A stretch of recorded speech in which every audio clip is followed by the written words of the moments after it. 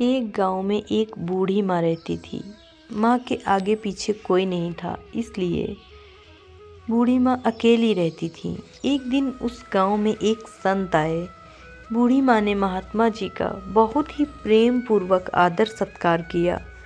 जब महात्मा जी जाने लगे तो माँ ने कहा, महात्मा जी, आप तो ईश्वर के परम भक्त हैं। कृपा करके मुझे ऐसा आशीर्वाद दीजिए जिससे मेरा अकेलापन दूर हो जाए। अकेले में रह रह करके ऊब चुकी हूँ।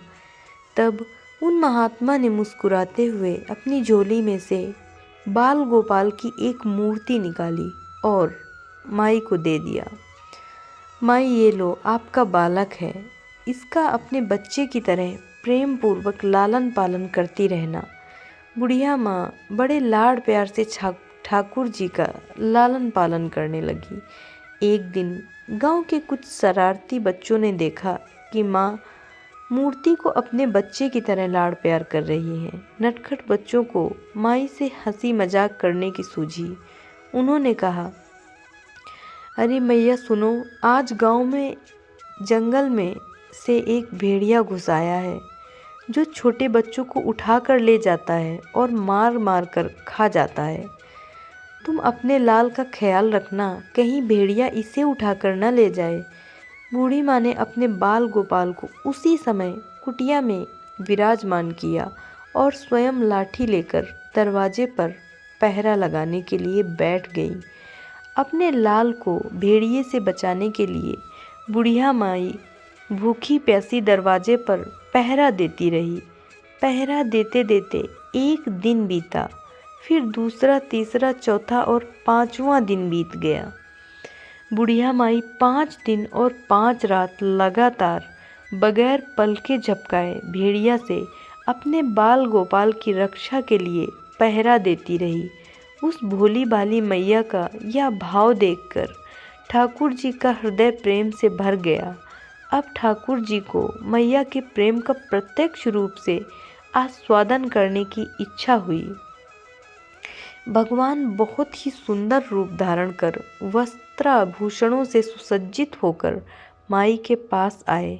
ठाकुर जी के पाँव की आहट पाकर माई डर गई कि कहीं दुष्ट भेड़िया तो नहीं आ गया मेरे लाल को उठाने। माई ने लाठी उठाई और भेड़ियों को भगाने के लिए उठ खड़ी हुई। तब श्याम सुंदर ने कहा, मैया, मैं हूँ, मैं तेरा वही बालक हूँ जिसकी तुम रक्षा करती हो। माई ने कहा, क्या? चल हट, तेरे जैसे बहुत देखे हैं, तेरे जैसे सैकड़ों अपने लाल पर न्यौछावर कर दूँ। अब ऐसे मत कहियो, चल भाग जा यहाँ से। ठाकुर जी मैया के इस भाव और एक निष्ठता को देखकर बहुत ज़्यादा प्रसन्न हो गए। ठाकुर जी मैया से बोले, अरे मेरी भोली मैया, मैं त्रिलोकीनाथ भगवान हूँ, मुझसे जो चाहे वर मांग ले, मैं तेरी भक्ति से प्रसन्न हूँ। बुढ़िया माई ने कहा, अच्छा आप भगवान हो, मैं आपको 100 प्रणाम करती हूँ।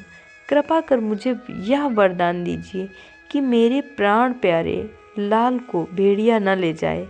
अब ठाकुर जी और ज़्यादा प्रसन्न होते हुए बोले, तो चल मैया, मैं तेरे लाल को और तुझे अपने निज धाम लिए चलता हूँ, वहाँ भेड़िए का कोई भय नहीं है।